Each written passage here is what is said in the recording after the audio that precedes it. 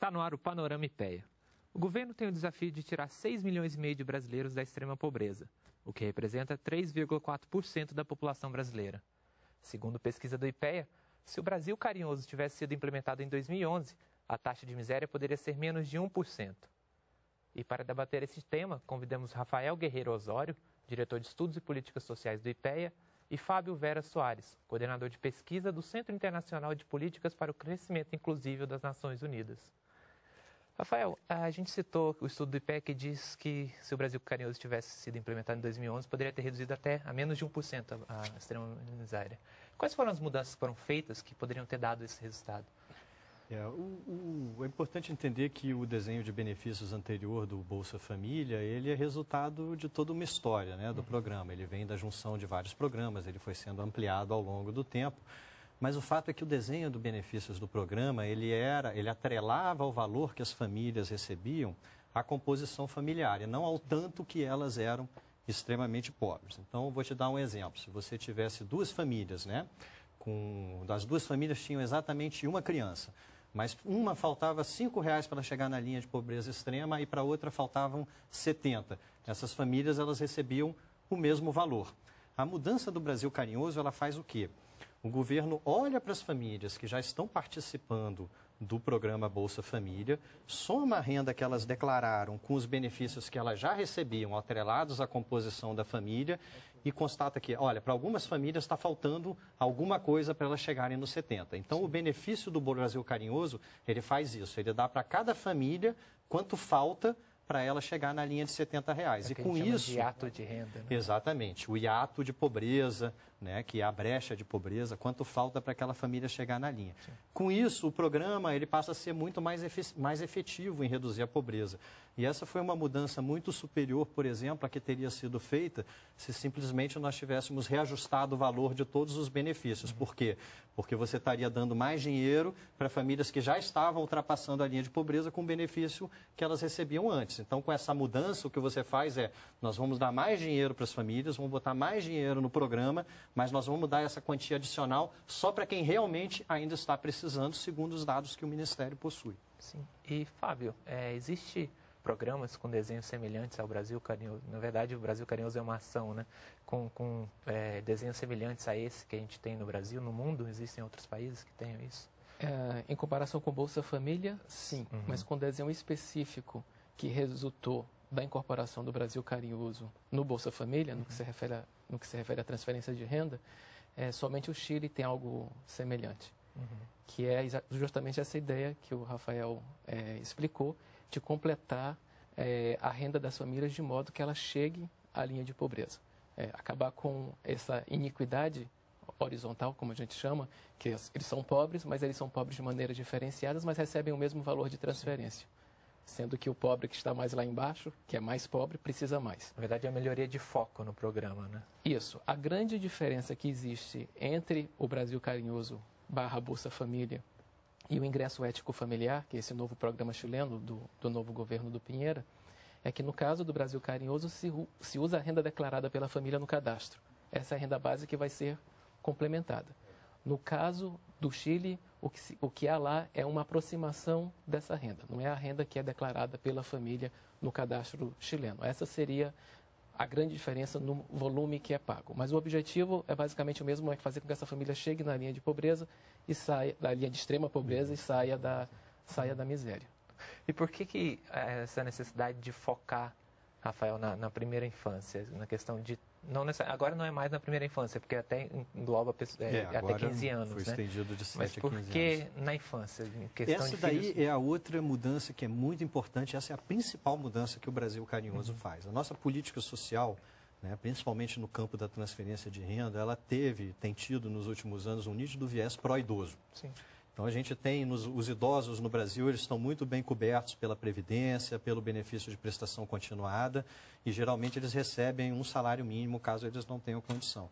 Com as crianças, o que acontecia? A taxa de pobreza extrema das crianças, historicamente, ela era mais de 2 vezes a taxa de pobreza extrema da população. O Brasil Carinhoso, ele faz uma mudança radical nisso.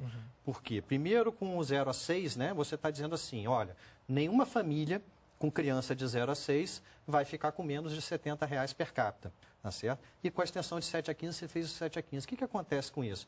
Você vai fazer com que as taxas de pobreza extrema desses grupos convirjam para a taxa média de pobreza extrema da população brasileira. Isso é um grande ganho, porque todos os estudos de ponta que a gente tem hoje sobre mobilidade intergeracional, sobre como que a gente deve fazer para que as políticas levem a gente a ter uma sociedade mais meritocrática, onde o esforço seja compensado e não o nascimento ou a pertencimento a grupos, por exemplo, de cor ou raça, etc., sejam importantes, é o investimento na primeira infância. Então, a gente está marcando um grande tento nesse sentido, que agora nós realmente estamos fazendo uma coisa que é capaz de reduzir a pobreza extrema da criança e, para além do benefício, né, que integra o Bolsa Família, você também tem todo um pacote para a infância que envolve outras coisas que não são objeto do estudo do IPEA, que é construção de creches, né? Dar uma prioridade no programa Mais Educação para estender a jornada escolar nas escolas que têm mais alunos do Bolsa Família, ou seja,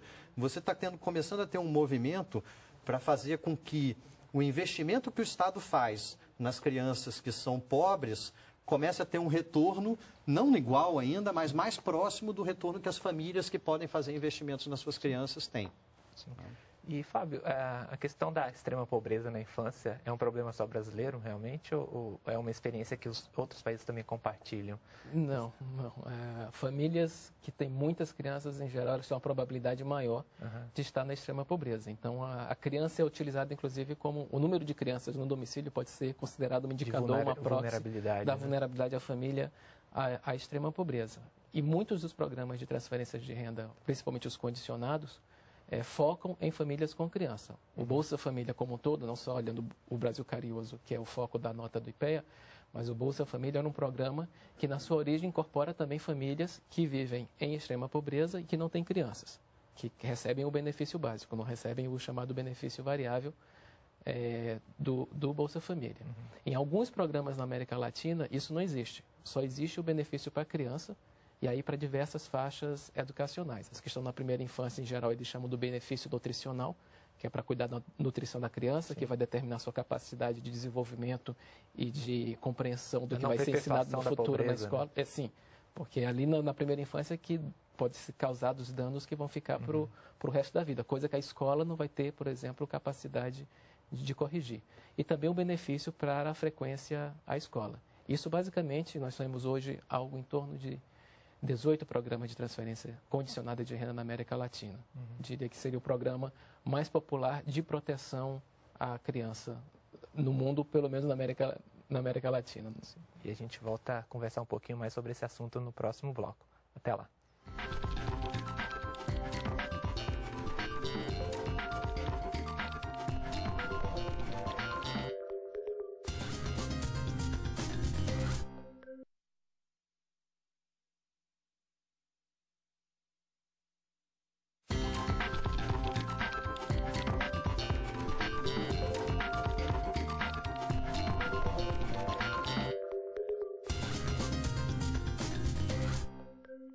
O Panorama IPEA está de volta com a discussão sobre o Brasil carinhoso e a pobreza no país.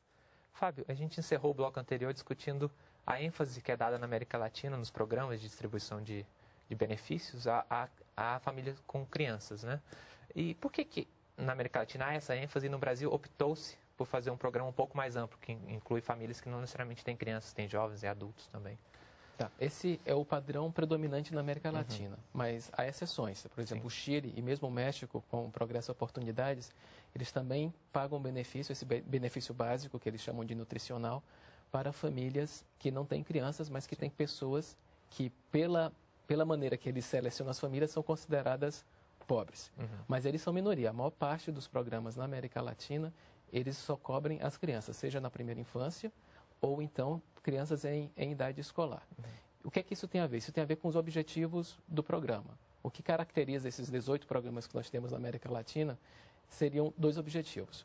O primeiro seria o alívio da extrema pobreza ou o alívio da pobreza. Alguns programas só focam na extrema pobreza, outros focam na pobreza. É bom lembrar que o Bolsa Família é pobreza, a extrema pobreza a gente está aí com o Brasil carinhoso.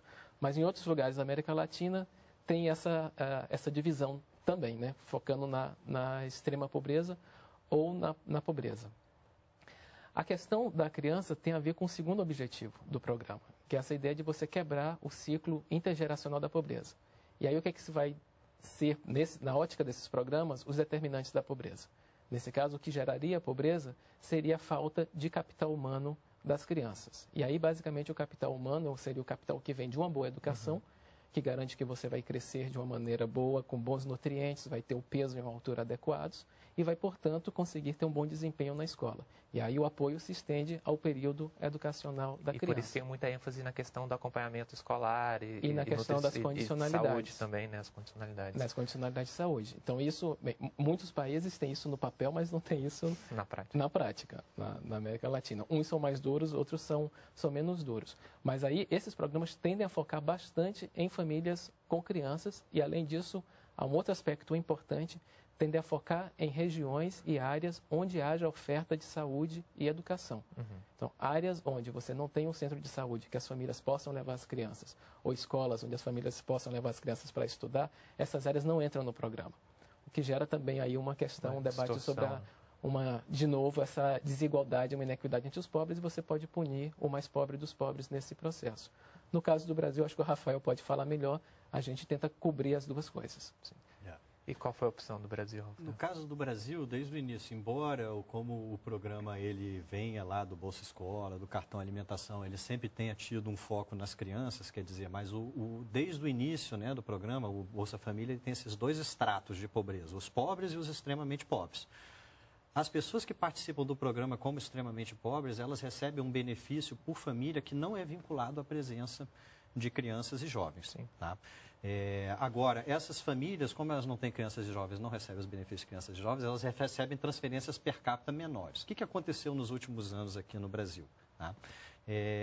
A gente teve um aumento, por exemplo, de famílias sem crianças na extrema pobreza, que em parte é por causa do Bolsa Família, porque muitas crianças, muitas famílias com crianças saíram da extrema pobreza graças ao programa, então sobram lá... proporcionalmente maior. Né? Exatamente, passaram a ser proporcionalmente maiores. Então, em 2009, a gente tinha extrema pobreza, 25% das famílias eram famílias sem crianças. Agora, no conjunto do Bolsa Família, essas famílias sem crianças são muito poucas. Na verdade, quando você faz a expansão do Brasil Carinhoso, né? Primeiro para as crianças de 0 a 6, depois você bota a criança de 7 a 15, na prática você já está cobrindo praticamente todas as famílias que participam do Bolsa Família, porque tem as famílias sem crianças, mas elas são muito poucas. Então, dado que são tão poucas e que a lógica atual do desenho de benefícios que é introduzida pelo Brasil Carinhoso é tão superior à anterior, tá certo? É uma questão de se perguntar se não seria o caso de, em algum momento, fazer logo a migração completa e adotar o desenho do Brasil Carinhoso para todas as famílias que participam do programa, porque falta muito pouco, realmente, para cobrir a todas as famílias. O impacto orçamentário seria relativamente pequeno. O impacto orçamentário seria relativamente pequeno. Né? E tem essa questão às vezes nós estamos falando de famílias, por exemplo, que não têm crianças ainda, mas podem vir a ter casais jovens, morando com os pais e outras circunstâncias. Quer dizer, se você de alguma forma aliviasse a situação dessas pessoas, você criaria condições melhores para que elas possam, né, a vir a ter filhos e tal, Sim. que é o sonho das famílias jovens. Né? Sim, claro. E, Fábio, eu gostei que você citou na última pergunta a questão de que às vezes existem distorções que favorecem os menos pobres entre os pobres, né? Há uma questão também de encontrar esses que são muito pobres, né? Nesses programas tem certa dificuldade para isso, que eles chamam de busca ativa, né? Não existe esse problema também na América Latina? Sim, existe. Existe ainda é agravado por esse fator que eu falei na minha resposta. Quer dizer, algumas áreas, mesmo tendo muitos pobres, não entram nos programas porque elas não têm esse lado da oferta no que se refere às facilidades de saúde e educação, que gera esse tipo de inequidade. No Brasil isso não acontece. Né? No Brasil isso não acontece e no Chile também isso não acontece. Né? Os programas chilenos, como o Chile já tinha uma estrutura bem grande e diversificada de programas de proteção social, o famoso Chile Solidário, que hoje se transformou em ingresso ético familiar, seria renda ética familiar em português, ele foca na extrema pobreza, no que eles chamam do núcleo duro da pobreza. E tem toda uma estratégia de busca e de contato com essas famílias. Não só para trazer para o cadastro chileno, acho que o cadastro chileno, que seria o cadastro único no Chile, hoje em dia já incorpora quase 70% da população do Chile. ou seja, quase um cadastro da população total do Chile. Essas famílias são trazidas para dentro do programa, são convidadas a participar do programa e tem o que eles chamam do acompanhamento familiar, que aí trabalha com a família uma estratégia de saída da extrema pobreza. Esse é o que seria o modelo chileno e que está envolvido numa busca ativa. Nos outros programas, além dessa questão de você precisar ter oferta de saúde e educação para ter acompanhamento de condicionalidade, há também um fator que nem em todos os países da América Latina esses programas têm cobertura nacional. Muitos deles começaram só como programas rurais, algo que nunca aconteceu no Brasil. As nossas experiências dos municípios foram essencialmente urbanas, na verdade, mas na América Latina não. Eles começam como programas rurais e vão aos poucos crescendo. E muitos deles não atingiram essa maturidade e uma cobertura ideal como o Bolsa Família já conseguiu atingir. Sim. E, Rafael, aproveitando a questão do núcleo duro da pobreza, que você também citou, esses que não têm filhos, também eles podem representar esse núcleo, né? Existe a dificuldade de encontrá-los também. Realmente, até pela nossa própria forma de eficiência de renda, que é a renda per capita, a gente faz com que as famílias com filhos elas estejam sobre-representadas na pobreza, tenha mais famílias na pobreza, e também pelo fato de que crianças não são provedores de renda, ou idealmente não deveriam ser. Tá certo? Então, você tem esse problema. Agora, só para conectar com essa questão da busca ativa que o Fábio levantou, que é uma questão interessante, que é uma coisa que a gente tem buscado chamar a atenção, que é o seguinte: a gente precisa romper com uma visão estática que existe da pobreza. Então, existe uma visão da pobreza que é assim: os pobres estão lá em algum lugar, nós vamos chegar com um programa social ou alguma coisa e nós vamos retirá-los da pobreza e a pobreza vai acabar. Isso não funciona desse jeito, porque a sociedade está sempre produzindo novos pobres. Tá certo? No Brasil, a gente ainda tem um setor informal muito grande, a gente ainda tem uma população muito bem qualificada, nem sempre tem emprego para as pessoas, etc. Elas nem sempre estão cobertas pela proteção social. Então, quando a gente olha para as pesquisas e a gente vê, puxa, ainda tem gente que é extremamente pobre e não está participando do Bolsa Família. Isso não é necessariamente, né, uma ineficiência do Estado em achar as pessoas que eram extremamente pobres. O fato é que a sociedade está sempre produzindo novos extremamente pobres.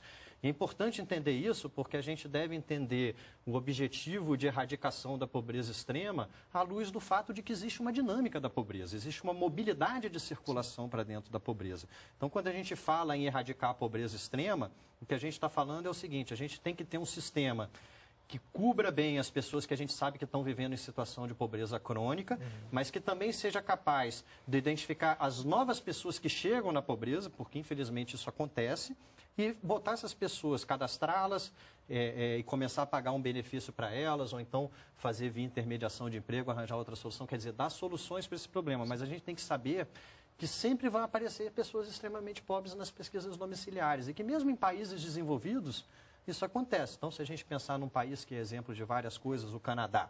O Canadá tem um programa para cobrir a insuficiência de renda dos canadenses. Você mora no Canadá e você não tem renda suficiente, você vai lá e conversa e você vai receber um cheque por um determinado tempo para cobrir isso. Então, a gente precisa entender que a sociedade sempre vai produzir novos pobres e a gente sempre vai ter que estar atrás deles, porque a gente tem também esse problema que o Fábio estava falando, que geralmente parte dessas pessoas são pessoas que estão tão marginalizadas, tão à margem dos serviços públicos, que elas não sabem que existe aquele programa, elas não são vistas pelo Estado, elas não sabem aonde elas podem ir para procurar isso. Por isso que a gente tem que ter essa atividade de buscar as pessoas proativamente. Sim, e a gente volta a conversar um pouquinho mais sobre isso no próximo bloco. Até lá.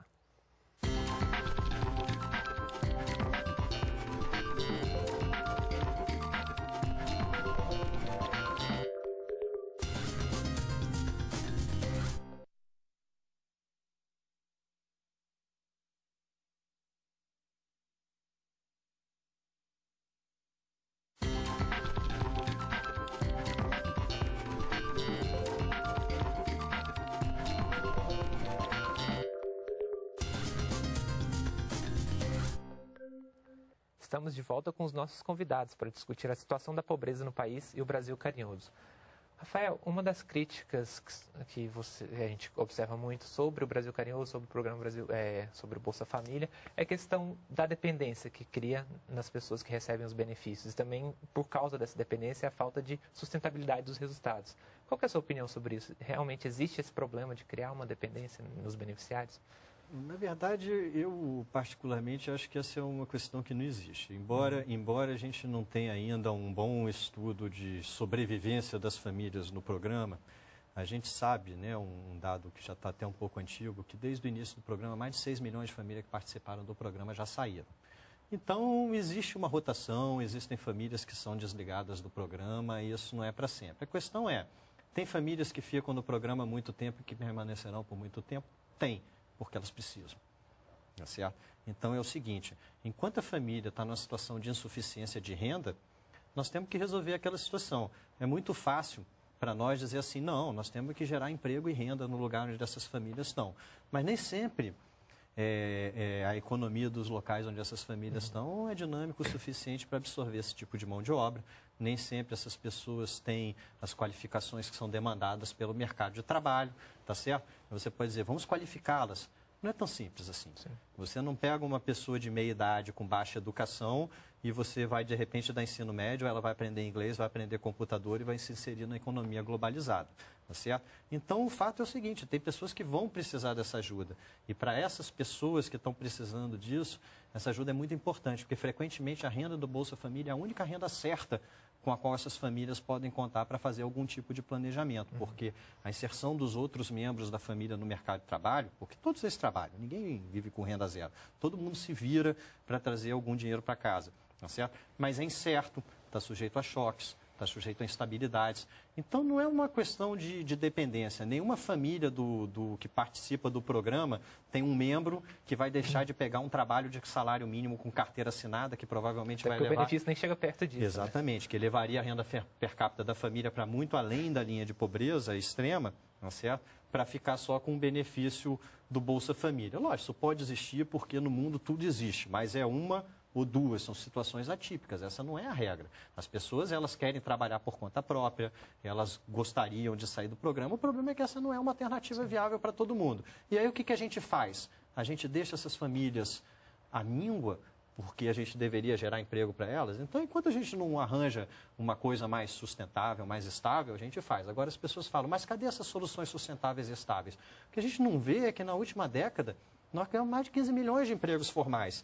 Se esses empregos não tivessem sido criados, essas pessoas estivessem no mercado informal, esse contingente extremamente pobre poderia ser maior. Então, nós estamos fazendo as coisas. Na verdade, quando se fala em inclusão produtiva como se fosse um objeto de desejo, a gente fez muita inclusão produtiva na última década. A gente gerou muitos empregos para essas pessoas. Às vezes as pessoas criticam, não, mas o Brasil está gerando empregos que pagam de 1 a 3 salários mínimos e acha que isso é ruim. Mas esses são os empregos que absorvem essas pessoas, que são capazes de dar uma renda para essas pessoas. Então, isso não é necessariamente ruim. O salário mínimo aumentou muito. E o salário mínimo aumentou muito. O salário mínimo hoje é muito bom. E, Fábio, a questão das portas de saídas, da sustentabilidade também é uma discussão muito premente na América Latina, por exemplo. Na América Latina, sim, sem dúvida. No cenário internacional. Às vezes, antes de desenhar o programa, já se começa a pensar nas portas de saída. Antes de criar a tecnologia, de como você vai incluir essas famílias, como o Brasil já fez, já começa-se a pensar de como é que elas vão sair. Em muitos casos, por causa da restrição orçamentária, né? São países que têm uma renda per capita e um PIB muito menor do que o brasileiro, que não tem um setor público desenvolvido, que não tem a capilaridade e prefeituras bem equipadas como nós temos no Brasil e, portanto, não conseguem fazer logo com que trazer essas famílias para dentro do programa. O investimento é maior para começar a fazer, né? E tem um discurso muito forte disso, de achar que uma família vai passar 3 anos recebendo essa ajuda, em espanhol é engraçado, muitos falam ajuda e não benefício, e vão sair do programa. Isso não é o caso, como o Rafael já tinha enfatizado ontem, a pobreza tem uma dinâmica. Pobres existem em todas as sociedades, inclusive nas sociedades desenvolvidas, obviamente com uma linha de pobreza relativa, um outro tipo de definição. E uma das funções principais do Estado é fazer esses ajustes distributivos na sociedade. Sim. E isso se faz também com esse tipo de programa de transferências de renda. E é bom destacar que as transferências que o Estado faz, não vou falar governo, mas as transferências que o Estado faz, são para todos os cidadãos, né? Esses rearranjos, eles vão mudar a ordenação das pessoas na distribuição da renda delas. E ele tem que fazer isso com o objetivo de reduzir a desigualdade. Sim. E esse é um ponto que o Fábio toca que é muito importante, porque embora o Bolsa Família tenha sido criado como um programa para a pobreza e etc., na verdade a gente sabe que ele é um programa que tem um impacto muito grande sobre a desigualdade. E tem outras coisas que a gente não conversa na sociedade brasileira. Então, Existem muitas pessoas que olham para o Bolsa Família e com o Brasil Carinhoso e criticam. Não, o Brasil Carinhoso agora é uma família que tem a renda zero, cada criança está recebendo R$70 per capita. Mas no meu desconto por dependente do meu filho de 5 anos, no meu imposto de renda, o Estado me dá uma transferência não monetária que é muito superior a isso. Então, se eu não me engano, no meu último imposto de renda eu descontei R$1.800 simplesmente por eu ter um filho. Ninguém nunca nos disse que quem paga imposto de renda no Brasil está ficando dependente da dedução por imposto de renda ou, por exemplo, que isso estimula a fecundidade das pessoas ricas. Mas sempre que a gente olha para os pobres, a gente tem essa tendência aí, que acho que é muito manifesta nesse tipo de raciocínio que o Fábio falou, que é, antes de criar o programa, nós já estamos pensando como nós vamos tirar as pessoas dele, tá certo? Que é assim, é uma cultura de que os pobres são responsáveis pela sua própria pobreza porque eles têm algum tipo de desvio de comportamento a ser corrigido. E isso nem sempre é verdade. Muitas vezes as pessoas são pobres por circunstâncias que estão totalmente além do controle deles. E aí a gente diz assim, até que a gente reverta essas circunstâncias, o que nós fazemos? Pagamos uma transferência de valor baixo que não compete com o mercado de trabalho para fazer com que as pessoas consigam manter um nível mínimo de subsistência e que não garante de forma nenhuma uma vida boa se elas não trabalharem e não se virarem por conta própria para trazerem algo além do que elas recebem do programa. É um assunto que ainda tem muito para discutir e a gente pode discutir num próximo programa. Agradeço a sua participação, Rafael. Agradeço também a sua, Fábio. E agradeço também a você que nos acompanhou. O Panorama IPE fica por aqui. Até a próxima semana.